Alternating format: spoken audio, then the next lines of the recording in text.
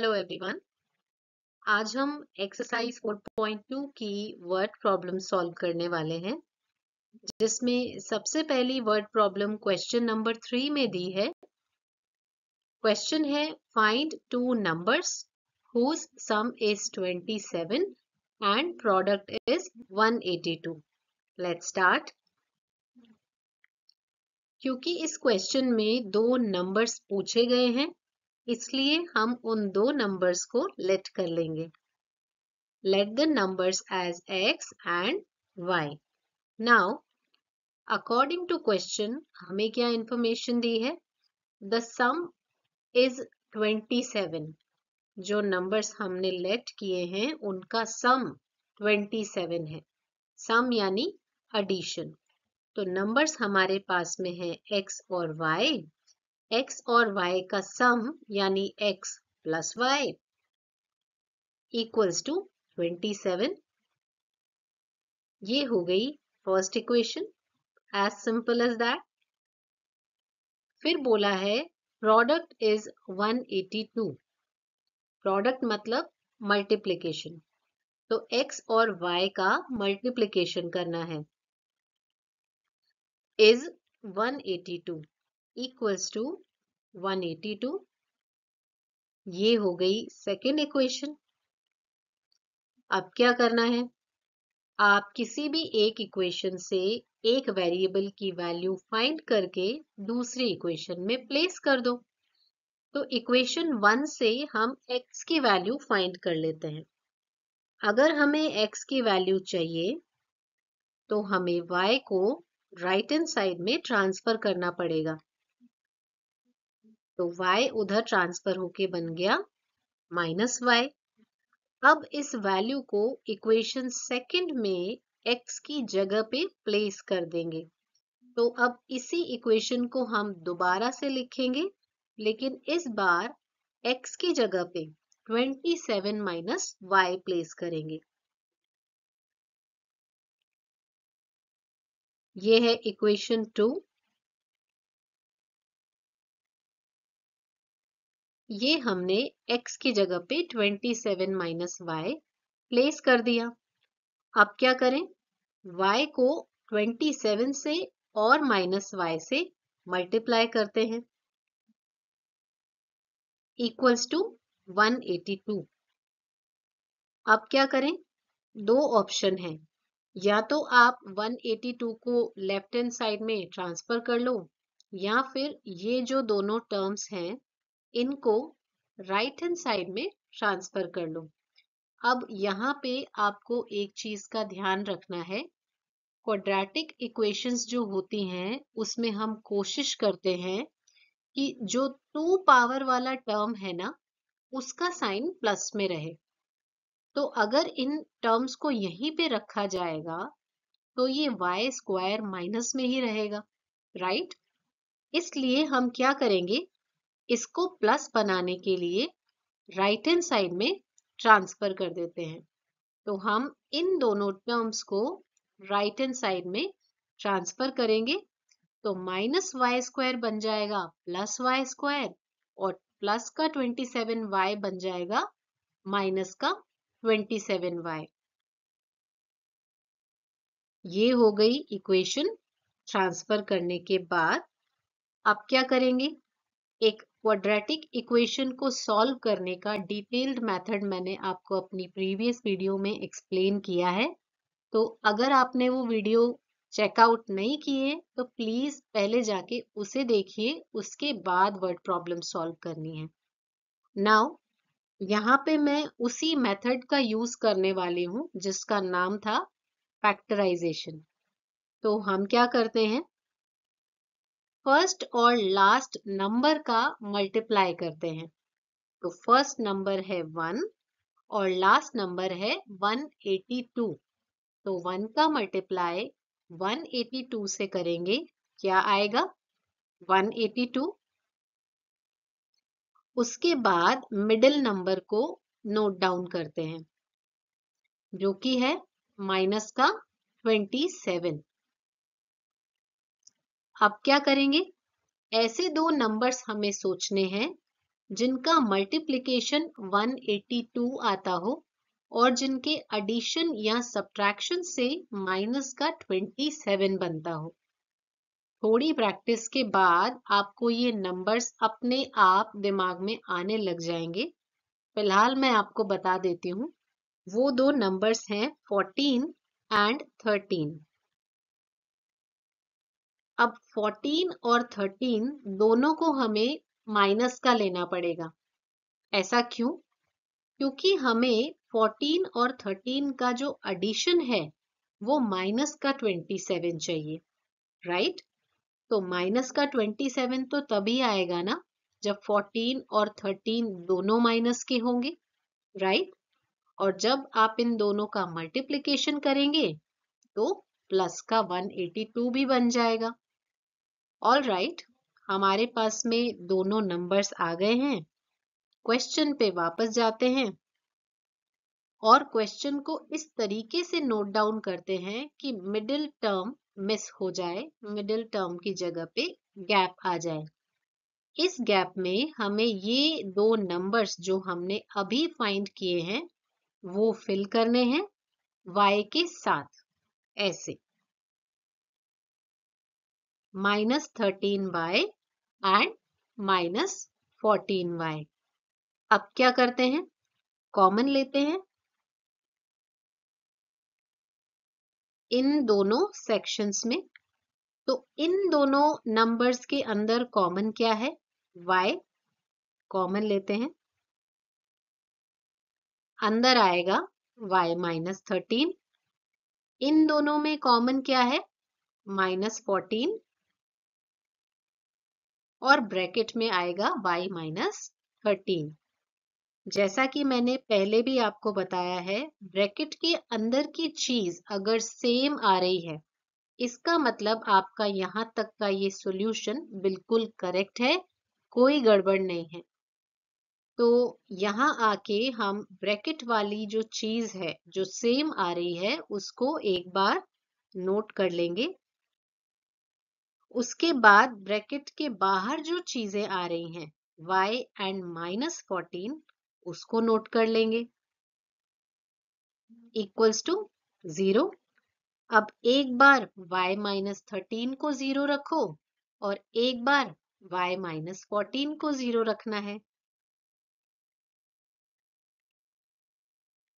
यहां से इस इक्वेशन से -13 को राइट हैंड साइड में ट्रांसफर करने पे y की वैल्यू आएगी 13 और यहाँ y की वैल्यू आएगी 14। बस ये दो नंबर्स हो जाएंगे। अगर आप y की जगह पे 13 लेते हैं तो x और y का सम क्योंकि 27 है तो x की वैल्यू 14 हो जाएगी और अगर y को 14 लेते हैं तो x 13 हो जाएगा। टोटल में अल्टीमेटली वो जो दो नंबर्स ये क्वेश्चन पूछ रहा है वो दो नंबर्स हो जाएंगे 13 and 14। So the numbers are 13 and 14. That's it. Next question देखते हैं जिसमें कहा है find two consecutive positive integers sum of whose squares is 365. Let's start. Question में क्या बोला है? Find two consecutive positive integers. तो हम उन दो इंटीजर्स को लेट कर लेंगे। Let the integers as x and y. बस अब क्वेश्चन में जो इंफॉर्मेशन दी है उसके अकॉर्डिंग लिखते जाओ। सबसे पहली चीज ये वर्ड है consecutive positive integers. consecutive का मतलब मैं आपको पहले भी बता चुकी हूँ, लगातार आने वाले नंबर्स जैसे 3 4 12 13 11 12 50 एंड 51। कोई भी दो नंबर्स जो एक के बाद दूसरा आता हो वो कॉन्सिक्यूटिव कहे जाते हैं। तो ये जो दो इंटीजर्स हमने लेट किए हैं काउंटिंग में x के जस्ट बाद y आता है। अब आप मुझे बताओ कि 3 के जस्ट बाद वाला नंबर हम कैसे फाइंड करते हैं? 3 में 1 ऐड करते हैं, 4 बनता है, तो वो नेक्स्ट नंबर होता है। ऐसे ही हमें 48 का नेक्स्ट नंबर पूछा जाए तो हम 48 में +1 कर देते हैं और उसके बाद बोलते हैं नेक्स्ट नंबर 49 होगा। तो ऐसे ही x का नेक्स्ट नंबर क्या होगा? x में आपको 1 ऐड करना पड़ेगा, यानी x + 1। तो ये जो y है ना, ये x + 1 होना चाहिए, क्योंकि ये x के जस्ट बाद आ रहा है। अब मैथमेटिकली इसको कैसे लिखेंगे? y और x + 1 इक्वल होने चाहिए। ये हो गई इक्वेशन 1। उसके बाद नेक्स्ट इंफॉर्मेशन है सम ऑफ whose squares is 365, यानी हमें स्क्वायर करना है इन दो पॉजिटिव इंटीजर्स का जो हमने लेट किए हैं, और स्क्वायर करने के बाद सम करना है, यानी एडिशन करना है।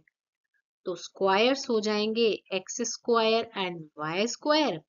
एडिशन के लिए प्लस लगा देंगे, और ये जो चीज है अकॉर्डिंग टू क्वेश्चन ये 365 के इक्वल है। ये हो गई सेकंड इक्वेशन। अब क्या करें? इक्वेशन 1 में सीधा सीधा सा y की वैल्यू दे रखी है, दैट इज x + 1। इसको इक्वेशन 2 में y की जगह पे प्लेस कर दो। सो फ्रॉम सेकंड, x² और 365 अपनी जगह पे रहेंगे, बस हमें इस y की जगह पे x + 1 प्लेस करना है। Let's do that.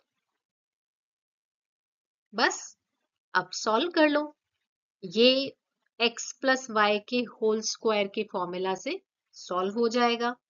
ये है x² + 2x + 1 = 365।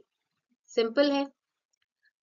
अब x² और x² कितना होगा? 2x², right, plus 2x + 1 = 365। अब क्या करें? 365 को लेफ्ट हैंड साइड में ट्रांसफर कर देते हैं। तो ये हो जाएगा माइनस में 1 - 365 होगा -364।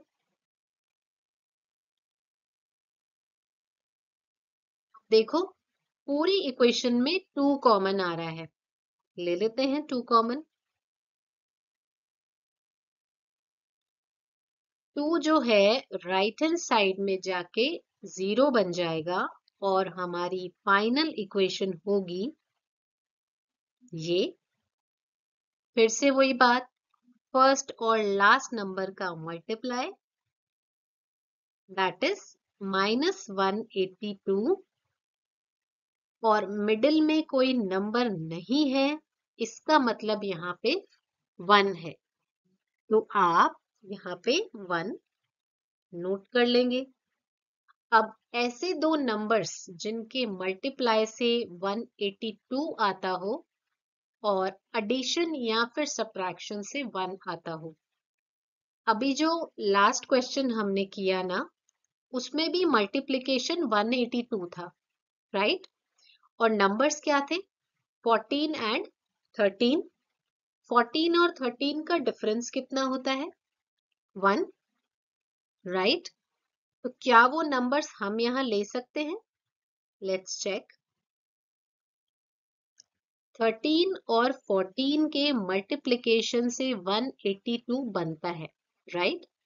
अब क्योंकि माइनस का 182 चाहिए, इसलिए हमें एक नंबर प्लस का और दूसरा माइनस का लेना है।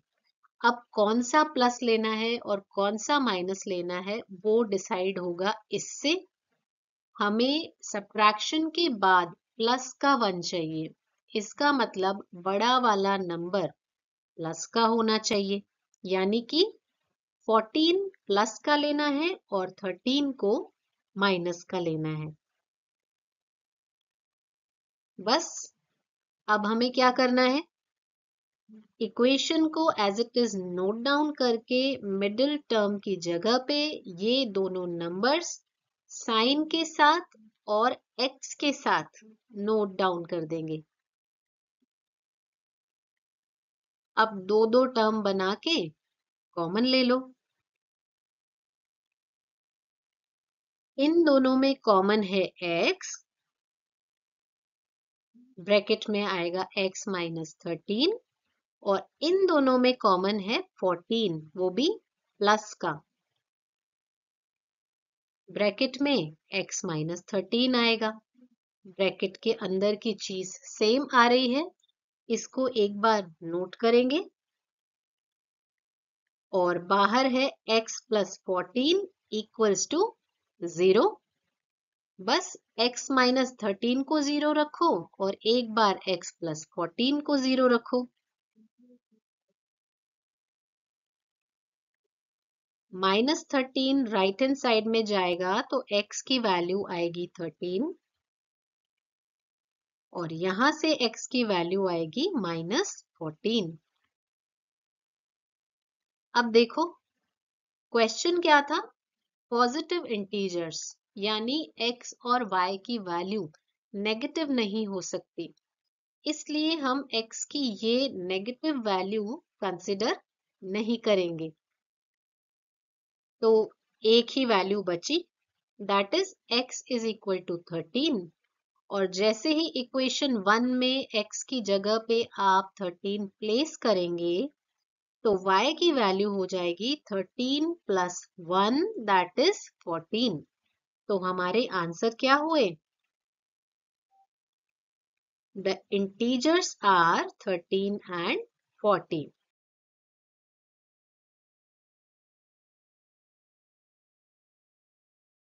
ये क्वेश्चन थोड़ा इंटरेस्टिंग है।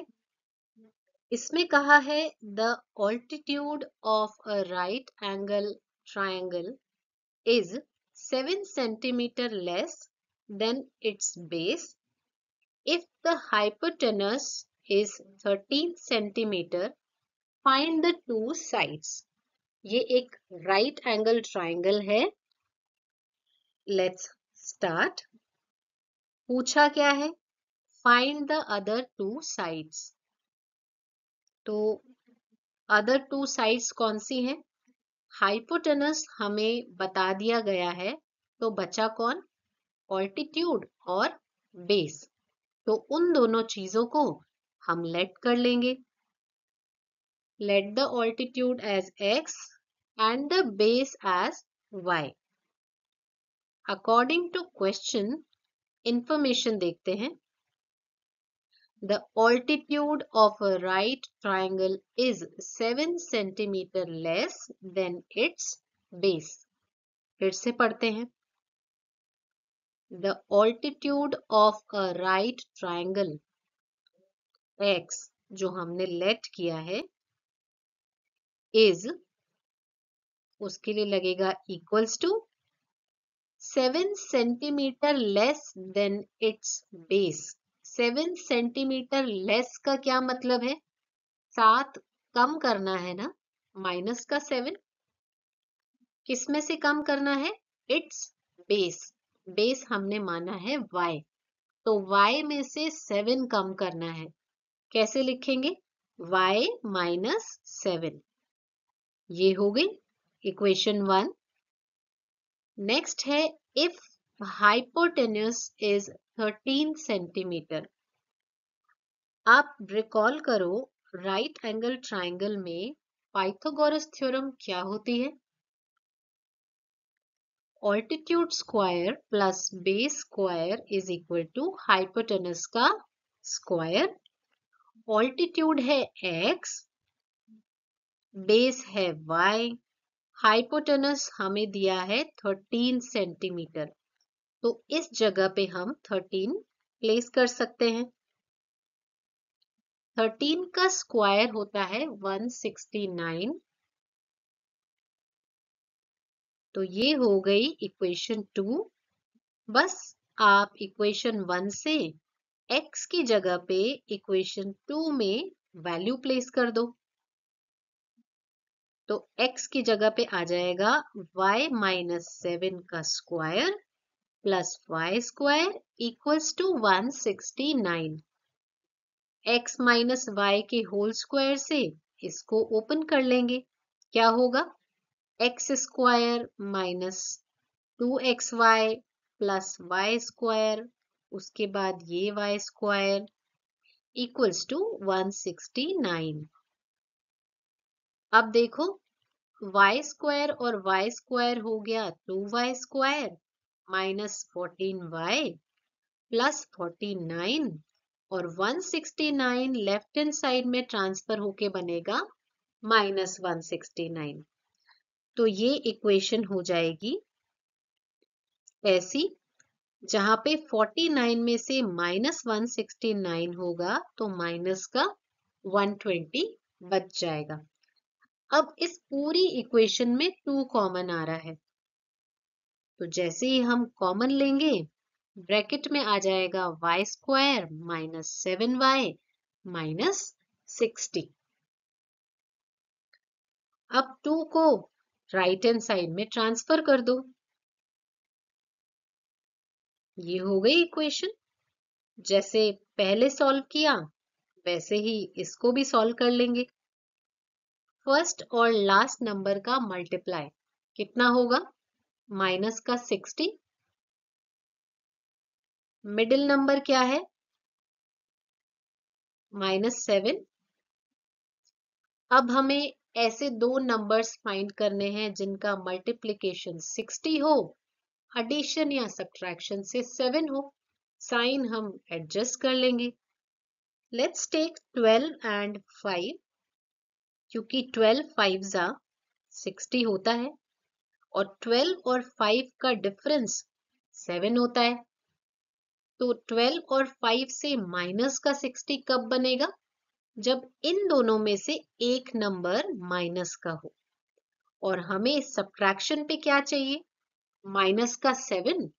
इसलिए हमें बड़ा वाला नंबर माइनस में लेना है।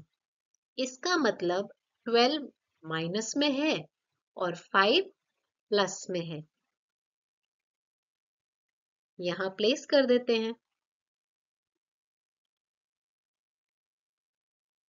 अब हमें कॉमन लेना है y स्क्वायर और माइनस 12y में कॉमन आएगा y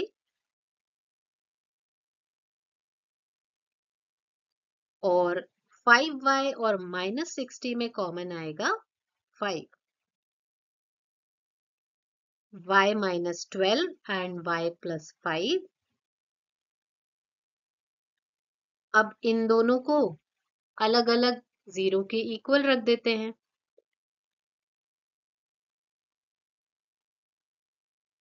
तो यहां से y की वैल्यू आएगी 12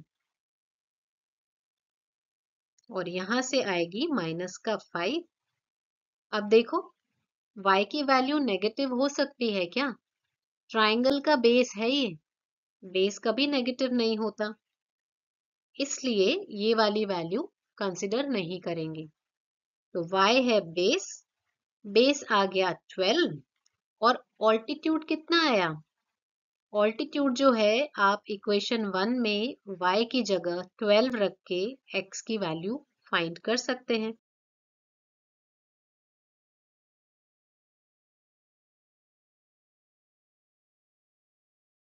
So from 1 x is equal to y minus 7 है, y की वैल्यू 12 आ रही है, तो x कितना आया? 5। तो ऑल्टीट्यूड हो गया 5 और बेस हो गया 12। All right. क्वेश्चन नंबर 6 सबसे इंटरेस्टिंग क्वेश्चन है इन सारी वर्ड प्रॉब्लम्स में। लेट्स सी इसे कैसे सॉल्व करेंगे। क्वेश्चन को पढ़ने से पहले हम ये देख लेते हैं कि इसमें लास्ट में पूछा क्या है, क्योंकि इतना बड़ा क्वेश्चन पढ़ के हो सकता है आप पैनिक हो जाएं। तो पहले इसका लास्ट जो लाइन है उसको रीड करते हैं। ट्रस्ट मी, ये क्वेश्चन बहुत इजी है। क्वेश्चन में कहा है find the numbers of articles produced and the cost of each article. All right, मैं आपको शॉर्ट में इस क्वेश्चन के बारे में बता देती हूँ। एक कॉटन इंडस्ट्री है जो हर दिन कुछ आर्टिकल्स प्रोड्यूस करती है, कुछ प्रोडक्ट्स बनाती है और उसके बारे में कुछ कंडीशंस दी हैं।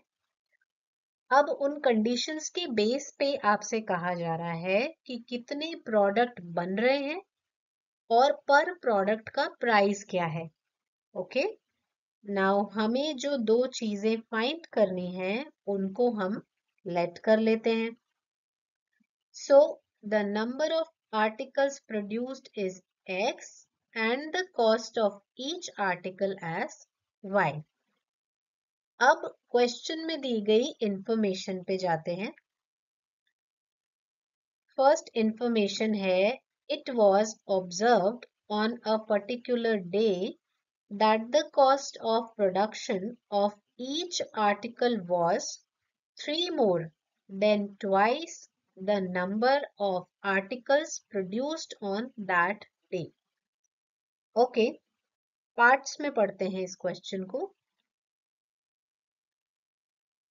The cost of production of each article, ये हमने लेट करी है। Cost of production of each article as capital Y, तो यहाँ हम कैपिटल Y लिख लेते हैं।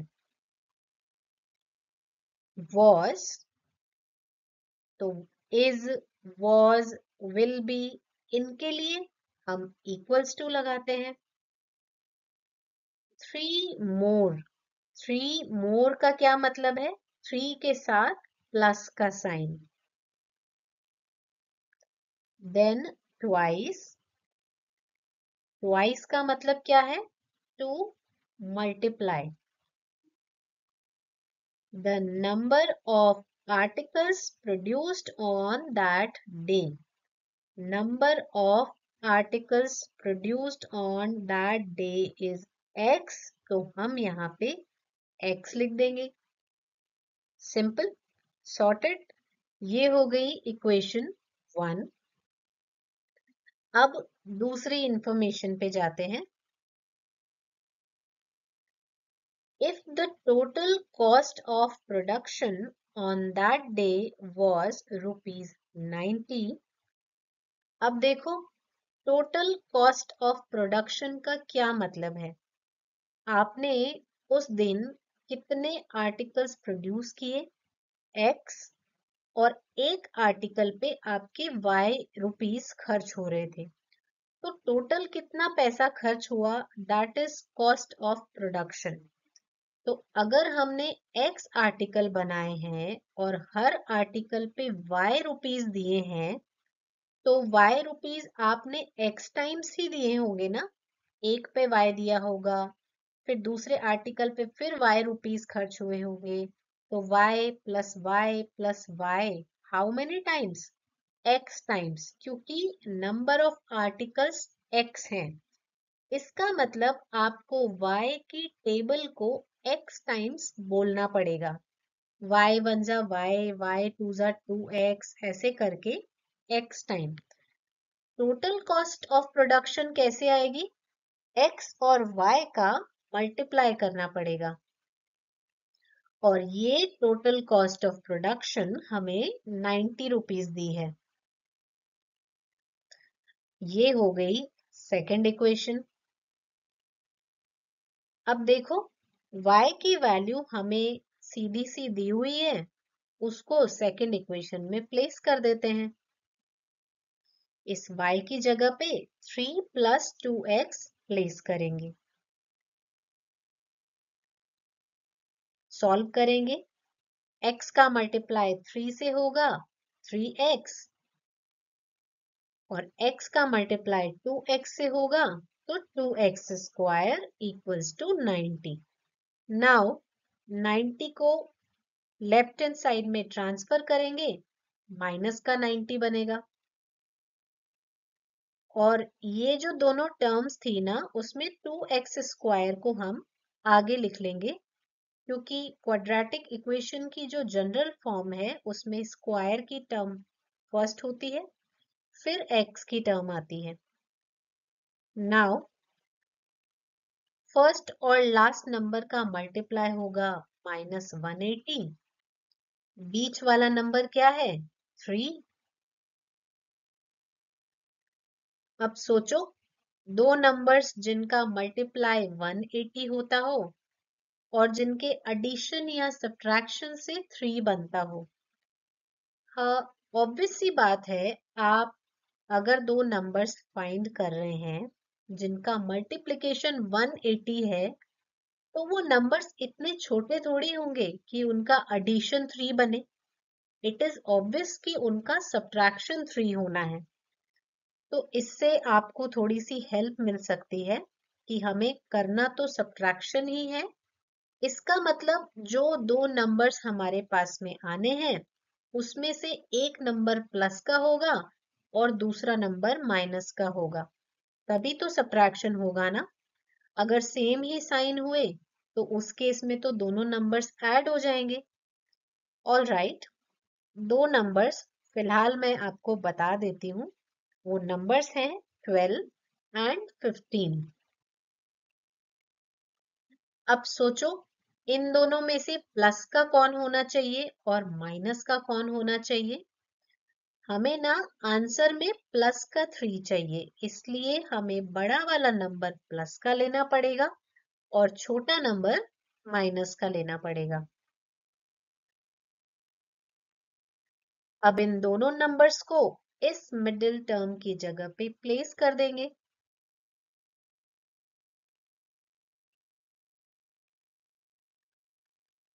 अब ले लो कॉमन। इन दोनों में कॉमन क्या है? x, ब्रैकेट में आएगा 2x प्लस 15, और इन दोनों में माइनस का 6 कॉमन आ रहा है। ब्रैकेट में आएगा 2x प्लस 15। ब्रैकेट वाली चीज को एक बार लिखेंगे और जो बाहर है चीज उसको एक बार लिखेंगे। नाउ अगर आप 2x प्लस 15 को 0 के इक्वल रखते हैं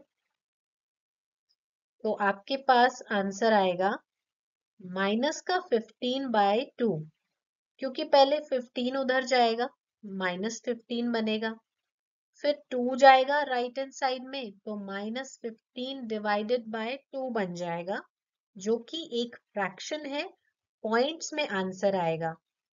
x का आंसर पॉइंट्स में आ सकता है क्या? x जो है नंबर ऑफ आर्टिकल्स है, इसका मतलब हमें एक होल नंबर मिलेगा, एक कंप्लीट नंबर मिलेगा, इसलिए हम इस इक्वेशन को कंसिडर नहीं करेंगे। हम कंसिडर करेंगे दूसरी वाली इक्वेशन जो कि है x माइनस 6। अब इस इक्वेशन में 6 दूसरी साइड ट्रांसफर होगा तो प्लस का 6 बन जाएगा। ठीक है, नाउ x की वैल्यू 6 है, उस वैल्यू को अगर यहाँ फर्स्ट इक्वेशन में प्लेस कर दिया जाए तो y भी फाइंड हो जाएगा। तो पहले ना हम x का आंसर लिख लेते हैं।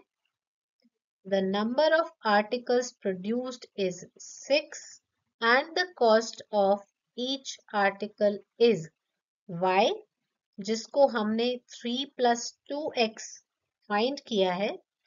x की जगह पे जैसे ही आप 6 प्लेस करेंगे तो 6 और 2 मल्टीप्लाई होके 12 बना देंगे और ये होगा 3 + 12। ये हो गया 15। तो हमारे पास नंबर ऑफ आर्टिकल्स आए 6 और cost of each article I 15। That's all. आपकी सारी वर्ड प्रॉब्लम्स मैंने इस वीडियो में कवर कर दी हैं। एक इम्पॉर्टेंट बात, प्लीज मेरे चैनल को सब्सक्राइब कीजिए ताकि आपको आने वाले वीडियोस के नोटिफिकेशन टाइमली मिलते रहें। आपका सपोर्ट बहुत मैटर करता है और इस वीडियो को उन लोगों के साथ में शेयर कीजिए जिन्हें इसकी ज़रूरत है। Thank you so much for watching.